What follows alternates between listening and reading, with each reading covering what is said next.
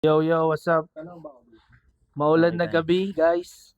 Welcome sa episode 5 ng aming podcast. Ako nga pala si Kuya Ken, si Kuya Dale at Kuya Japs.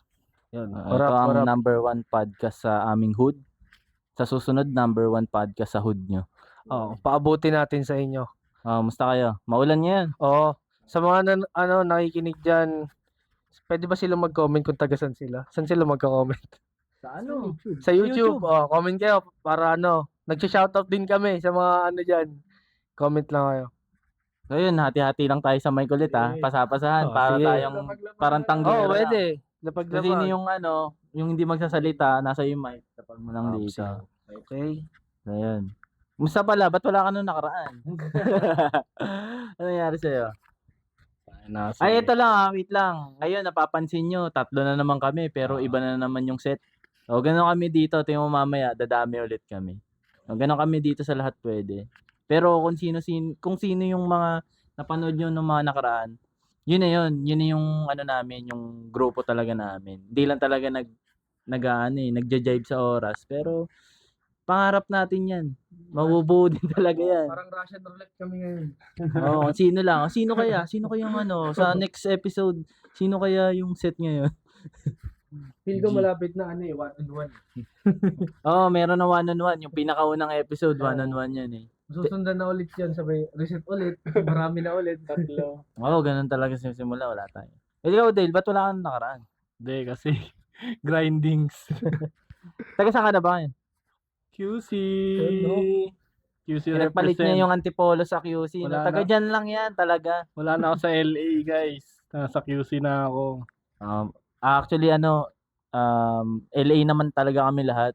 Pero yung iba, katulad ko, nag-ibang lugar na. Si Dale, nag-ibang lugar na. But the rest is, nandito pa rin sa hood. LA represent. Pinapangalagaan nila yung hood. Hindi pwedeng umalis agad-agad. Tama. Yan, ano bang pwede natin pag-usapan, no? Yeah. Try natin maghanap sa internet yung mga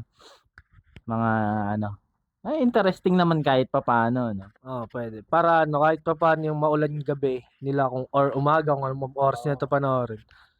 May dating, mga ganun. Di lang, pala nyo, wala lang ha.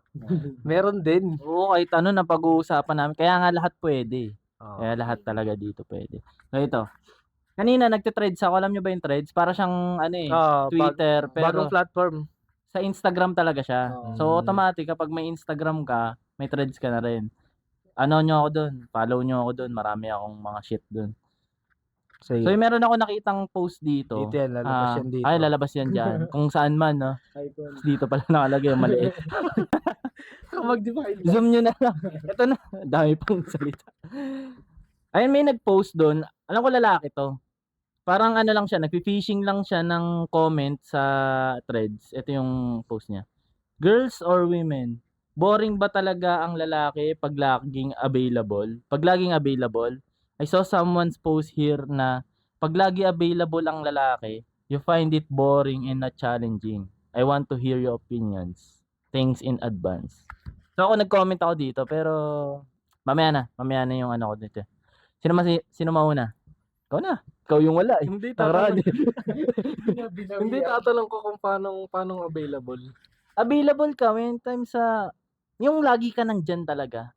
Yung lagi ka niya nakikita, clingy ka. Parang sa akin meron kasing parang di ko alam kung tama ba na physically available or emotionally available. Kasi may ganun eh.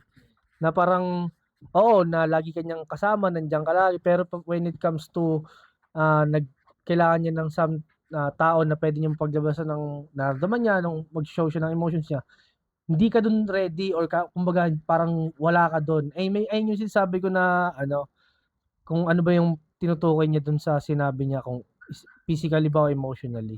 Parang mas ma-clarify. Sabihin na natin physically or emotionally. Anong nun?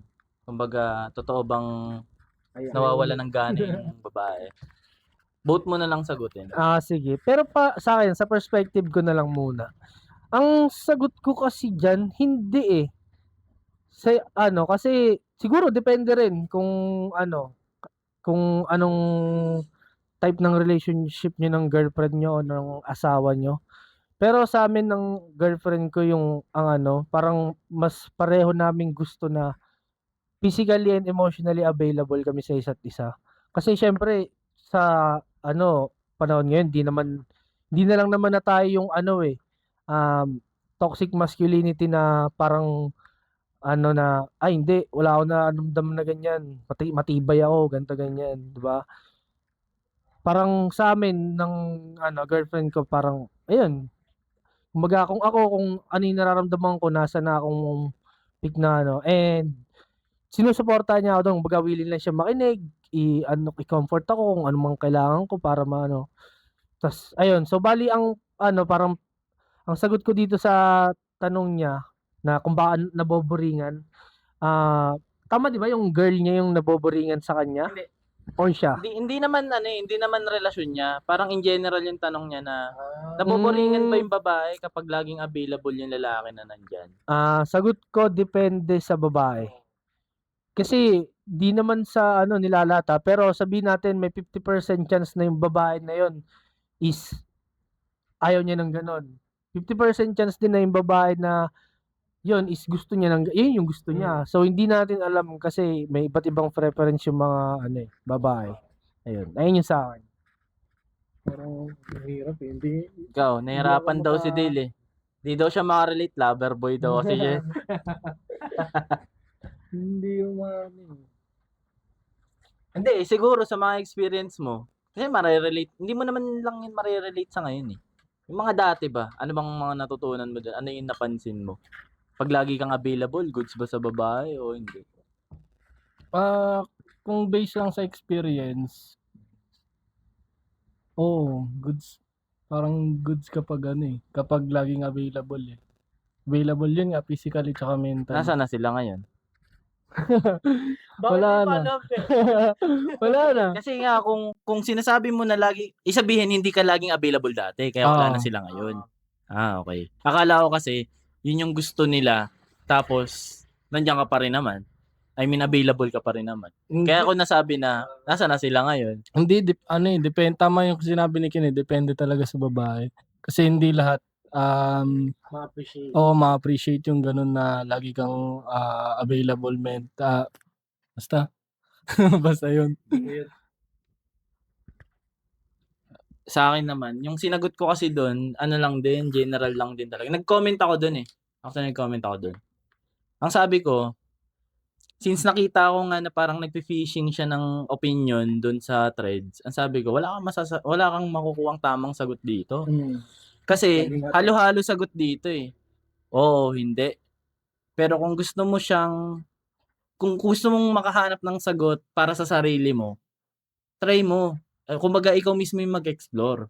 Kaya sinabi ko doon na mag-date ka ng babae as much as possible. Tapos doon ka makakakuha ng sagot base sa kung ano yung na-experience mo. Kasi base sa mga nandun sa comment, ano lang naman eh, kumbaga ideology lang nila. Kumbaga parang nakita ko doon na wala pa talaga sila doon sa point na yung parang napansin nila na siguro na-boring yung babae kasi nga lagi akong nandyan. Wala naman kasing pumapansin nun pag nasa relasyon ka eh. So the way one way para malaman mo yun, matesting mo yung kumbaga maaral mo yung babae is makipag-date ka talaga sa marami. Doon ka makaka-gain ng experience kung ano talaga yung ugali nila, kung ano yung common na yung mga bullshit nila. Kung meron ba talaga silang pagkakaiba o pare-parehas lang sila. Kasi ito by experience naboboring talaga sila sa mga available na lalaki. Lalo na yung mga clingy. Nagba-vary yan sa age. Pag sa prime ng babae, which is 18 hanggang 25, ang hinahanap kasi niyan attention. Automatic yan, attention talaga yan. Sa experience ko din, sa experience nyo, 'di ba? Malate lang tayo ng reply. nagagalit na sila or pinaghihinalaan nila tayo na ganito, ganyan. Oo, baka ganun na yung ginagawa niya. Kumbaga, same problem eh. Kumbaga, worldly spread siya eh. Worldwidely spread, ganun. Pero, kapag dumating sila sa time na tapos na yung prime nila, which is yung time na yun, yung mga lalaki nag-ha-hustle na para sa sarili nila, nandun na sa self-development stage. Kasi matagal yung prime namin eh. 35, 40, pataas pa eh. Matagal. Naghahanap na yung mga babae ng sobrang seryoso na lalaki or purposely driven na lalaki. Ngayon, itong purposely driven na lalaki na to, wala talaga siyang time sa bullshit ng babae. So, paano sila nagiging okay sa mata ng mga babae? Kasi ang mga babae kapag ito napansin ko by experience lang din siyempre sa dating din tsaka sa relasyon. Pag dumating na sila sa certain age na alam nila sa sarili nila na wala na yung prime nila, hindi na nagiging relevant yung beauty nila. Ano na sila, mas nagiging logical na sila. Tinitignan na nila yung lalaking kaya nila samahan. Kasi yung lalaki na yun, for sure malaki yung gusto niyang mapuntahan eh. So hindi yun lagi available. Ngayon, ang tingin niya sa mga lalaking laging available para sa kanya, walang ginagawa para sa sarili nila. Okay. So yun yung kaya siguro natanong niya rin eh. Siguro naguguluhan siya or what. Pero may point na ganun sa babae na gusto na nila yung focus sa sarili, focus sa shit niya, nakikipag-connect diyan, nag-work talaga. Nakapansin ko 'yan talaga.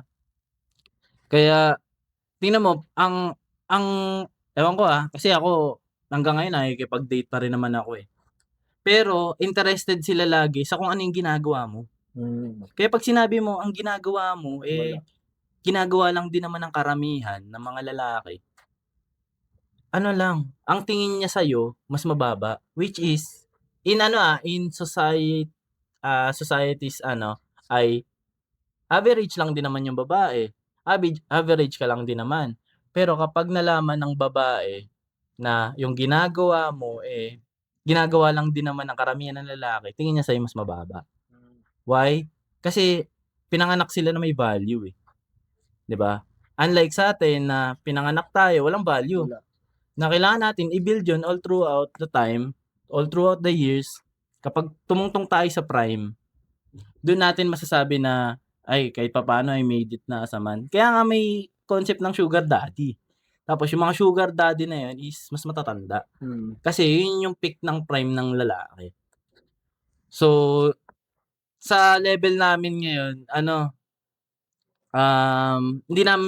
hindi ko na pinagtatawanan yung mga concept ng sugar daddy kasi nagigets ko na rin yun na ano na yan kumbaga peak na ng prime ng lalaki yan talagang yung mga kahit mas batang babae gugustuhin yung mga ganun lalaki. So yun lang naman sa akin. Ba? Ay ako lang kasi yung kakaiba dito na na parang take. Kasi ako active ako Kaya nakikinig lang kami. Ayun. Thank you po sa Kasi sa itong words mga of wisdom. mga My tropa products. kasi masyado kasi silang loyal Pero loyal kami sa game, sa kung ano mang pinagdadaanan Loyalist. Hindi pong iba po 'yun. wala iba yan. Meron pa bang may makuha pa ba tayong mga nagtanong? Tingnan natin. Ay hindi, idagdag ko na lang din doon. Parang kasi na-in-scan ko rin yung buong comments Pare-parehas yung sinabi ng lalaki. Kaya nagtataka ako sa inyo, bakit ganun yung sagot nyo? Na okay lang. Oo. Kasi in general kasi ang atake ng sagot nyo is papunta sa inyo. Ito na lang para makakuha sila ng payo sa inyo. Dapat bang best foot forward ang lalaki kapag dating stage? Gandang tanong. Sige. Sa dating stage, kasi usually 'di ba ang dating stage is ayun yung getting to know, parang dun yung lahat aalamin sa isa't isa Sa akin hindi ako sure pero parang di na kasi uso ngayon sa panahon na ano, kumbaga parang sa first date, may chance na Parang parang agad. ikaw sobrang bilis naman ng date niya nun. Yung yung kumbaga ano ba, parang ngayon, ang tingin ko ngayon sa ano, kasi wala na akong idea sa dating, pero ang nakikita ko kasi ngayon, parang mas okey sa ano, either side na kumbaga 'pag magbabayad ng bills is maghati. Pero di ko naman sinasabi na may mga tao pa rin naman kasi na ano, 'di sige, okey lang ako na magbabayad ng lahat, yung mga gano'n. Oo, yung mga something like that na ano. So, parang siguro kaya sa'kin mostly kaya ko siya hinahambing lagi sa sarili ko is kasi bine-base ko siya sa experience, eh. So, sa'kin ang basis ko is yun kung paano paano rin ba ako nanligaw dati. Katulad nga Oo nung nga. ano, Yun pala yung tatanong ko, ano ba yung ano mo dati? Paano ba yung galaw mo dati nung pag first date? Best 'pag foot forward ka ba or oo, ano, parang old school shit, gano'n yung hmm, galaw, eh. Parang ayun, tsaka parang ano, para sa'kin ano, mas gusto ko na ako yung nagpo-provide. Parang ang love language ko ba ata ano, Parang nalalayo acts of ata. service. Kasi yung best foot forward is siyempre dating, more on kikilalanin mo nga, tama yun. Pero ang concept kasi ng best foot forward is paano mo siya makukuha. Hindi kasi yung Mali ako, pagpo-provide, yung pagpo-provide kasi is ano na yun, eh, kung naging kayo na, gano'n na. hmm, Pero advisable ba sa'yo na mag-best foot forward ang mga lalaking nakikipag-date ngayon? oo, siyempre. Parang siguro, sa'kin, parang pakita na kung gaano ka ka-eager talaga. Kasi yun naman din yung point ng dating, para makita mo rin or masala mo na kung seryoso ka ba talaga sa kanya, kumbaga ito ba talaga yung gusto mo, 'di ba? So, parang makita niya rin kung ano ba talaga yung worth niya sa'yo. Pakita mo na, G na kaagad, umpisa pa lang, totohan na. Bembang na. wag naman gano'n. Hindi sa'kin, kung dati, ano sa'kin, siguro best foot forward talaga. Yun yung pinaka-goods. Pero sa panahon ngayon, para sa'kin mas okey na ano, mas ipakita mo kung sino ka ba talaga. Kumbaga ano, hindi ka concerned na magpakitang gilas sa kanya. Oo, Tama. kasi kapag kapag best foot forward, based on my experience, 'pag best foot forward kasi minsan nagagawa mo yung bagay na hindi mo naman talaga normally ginagawa. Yun yung ano, yung sa panahon kasi ngayon, the more na mas ano ka, mas natural ka, the more na mas maganda, 'di ba? Oo. Kasi kung ewan ko, siguro depende sa mga ka-date mo kung okey sa kanya na okey sa kanya na gano'n lang, yung magpakita ka lang ng totoo mong sarili or magpaka-best foot forward ka. Kasi yun nga, based on my experience, best foot forward pinaka the best kasi wala ano, parang ang ganda lang lalo na first date, 'di Oo. ba? Papakita mo talaga lahat ng ano, Yung mga tao first impression last, oo. Eh, na-realize ko nung mga ano, nung mga dati na hindi naman ako talaga gano'n, eh. Hindi ka ano, hindi ka Yung gano'n na ano. yung alam mo yun, yung example na lang, kasi meron akong naka-date dati na medyo older siya sa'kin. Ta's nag-aayaan kasama ko yung mga tropa ko dati. Ano kami, parang alam mo yung sisya? Yung parang yosi? Hindi siya totally yosi, alam Yung mo yung parang 'pag vape? after kumain, 'di ba yun yung parang pampatunaw nila? Shisha yung may tubo? Oo, Okey, Ay parang vape, oo, yung parang may gano'n, uling? oo. Okey. Oo, yung may Nag-gano'n kami first date. Tapos ako siyempre, ayoko naman, kaya ko gawin yun, kaya ko mag-gano'n, pero ayoko naman na yung impression sa'kin na, hala naggaganto pala 'to na ganyan. lakas magpausok. Oo, inalok ako nung tropa ko, "Oh, ikaw na pre." Sabi ko, "Ayoko, 'di ako naggaganyan." Inalok niya yung ka-date ko, nagulat Nagsisya? ako, nag-say siya yung ka-date ko. Kaya nung Turn na-realize off ka? ko, hindi, hindi naman hindi naman ako na-turn off, kumbaga parang that pala pinakita ko na lang yung totoong ako. What if tanggapin niya ako dun sa ano na yun? Ano ba yun? Yun ba yung naging deal breaker? Hindi naman. O parang Instances meron ano lang siya, parang may effect siya dun sa pagtingin niya sa'yo? Hindi rin. Kumbaga parang naging ano kasi siya, naging katatawanan siya sa'ming magtotropa nung moment na yun na, "Tignan mo talo ka pa nito ni ano," na ganyan, 'di ba? So yun, nagpaka-play safe ako na hindi ako mag-say siya. Kaya yun Kasi nga dini-date mo siya. oo. Baka Siyempre ma-turn off siya. oo, baka ma-turn off siya, eh. Kaya yun, na-realize ko na, ay dapat pala pinakita ko na lang yung totoong ako, 'di ba? What if matanggap niya ako dun sa part na Ano ba nangyari yun? Hindi talaga, hindi nag-work yun? hindi yun yung reason, eh, kung bakit kumbaga nahiya lang ako dahil nga yun nga, naging laughing stock ako ng mga tropa. Pero siyempre para sa'yo naramdaman mo parang nakakahiya. Oo, nakakahiya. Pero tinanong ko naman yung naging ano, yung naka-date ko, okey naman daw sa kanya, wala naman daw yun. Issue, wala naman. Oo, kumbaga sabi niya lang din sa'kin na, "Hindi, okey lang yun. Wala namang problema sa'kin," sabi niya. Kasi nagve-vape na ako nung time na yun. O tingnan mo nagbe-vape ka pero Oo, hinold mo yun. hinold ko Kasi talaga. nag-aano ka sa kanya, best foot forward. Oo, yun yun. Iba ang best foot forward sa kung sino ako, Mm. Kasi ano yun, may filter yung best foot forward, Oo. Talagang ipapakita mo yung mostly hindi ikaw. Oh, yun lang yung sa'kin. So, yung sa akin naman, yun talaga dati, best foot forward. Kasi ano bang intention dati, 'di ba? Para ano sa'yo, kiligin, 'di ba? Pero sa akin ngayon, ano kasi, sa dami ring kong naka-date at nakaka-date, um, yung pagiging best foot forward kasi sa kanila ng lalaki, normal na lang. Parang ano na lang, kumbaga sa game ng babae, basang-basa na nila yun. Alam na nila yung So karakas mo. so itong mga babae na 'to, kaya sila nagkakaroon ng jowa most of the time dahil kung bakit nila sinasagot yung mga lalaki na nanliligaw sa kanila is dahil nag-best foot forward, nagpakita ng ganito, ganyan. Pero nag-e-end up na after so many years, biglang nagiging iba. So, medyo inanalyze ko yun. What if, wag ka best foot forward. Ang gawin mo lang kung ano ka talaga sa tropa mo. Kung mayabang ka sa tropa mo, maging mayabang ka. Hindi mo mapipigil. Yung kumbaga, kasi pag best foot forward ka, una pili yung words. Oo. 'Di ba? Pili yung galaw.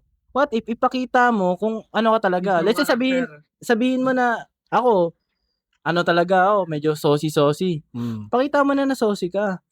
'Di ba? Hindi yung parang masyado ka pang caring sa kanya. Ako hindi naman ako gano'n, 'di ba? Kumbaga, sige na, diyan umupo ka. Gano'n lang naman ako magsalita, hindi yung parang, "Di ako na, wait lang punasan ko." Iba yun, hindi mo naman talaga hindi ako yun, 'di ba? So, when it comes sa dating game, sa akin lang, sa experience ko ngayon at sa nararanasan ko pa ngayon, mas okey sila sa kung ano ka talaga ngayon.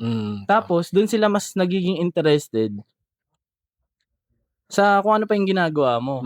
Kasi kunwari, ano ba yung common na pinag-uusapan niyo? Una, 'di ba, flex ng lalaki kung anong ginagawa niya. Best foot forward 'yun.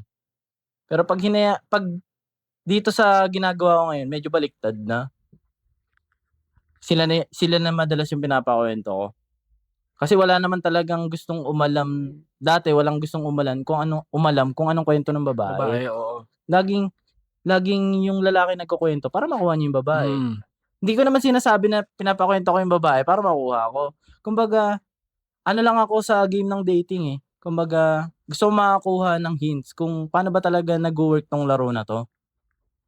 Kasi bakit may nagfe-fail? Bakit nagsa-succeed yung relationship after dating pero eventually nawawala? Tapos ang hinaing nila girl is nung nililigawan mo ako hindi ka naman ganyan, Oo. Laging bumabalik dun.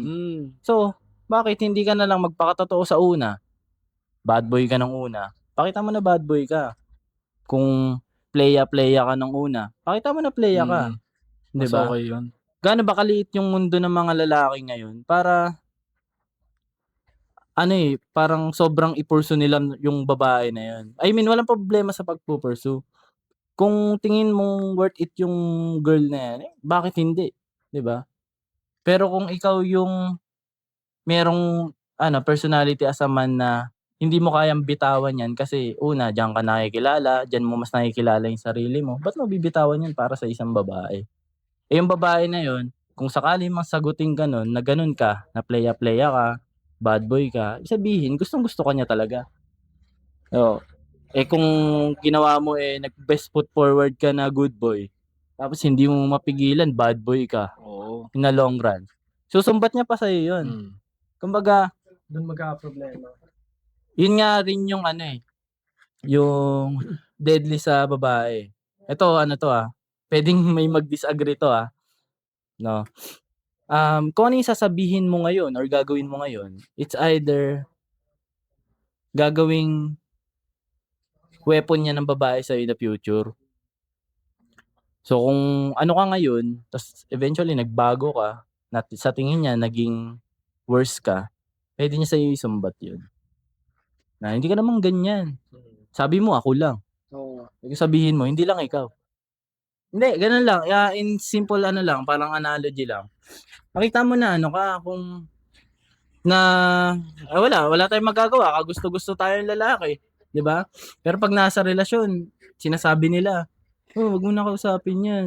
Ano ba 'yan, ang daming lumalapit sa'yo na babae." Eh, bakit? Eh, bago pa naman maging tayo, nilalapitan naman ako ng babae, 'di ba? So, iba rin 'yun, iba yung technicals ng gano'n. Basta medyo malawak pa, Kasi iba yung babae ang nag-pursue sa'yo, iba yung game dun, iba din yung game sa madalas na nangyayari ngayon na nagpu-pursue is yung lalaki. Yun yung magandang tanong. Oh, sige nga kayo mukhang gigisahin niyo ata ako, Ito Dito tanong. na kayo pre. Hindi, natatawa ako kanina kasi Ito wait lang, i-welcome natin. sige. Mga nakipag-inuman pa kasi, Ay, dito na lang isa. Ayan, sakto may mga may Ayan, mga bago tayong pakilala mo nga. si Kuya Choi. I'm Kuya Choi. Ay, Sergeant nga pala. Kilala niyo na yan kasi lumabas na yan nung nakaraan, Episode. Ay hindi, Ako lang wala. ipasa natin sa kanila. Sige. Yung ang tanong kasi dito is, masasuggest nyo ba na sa dating game ngayon, magpaka-best foot forward yung lalaki? Oh, yan.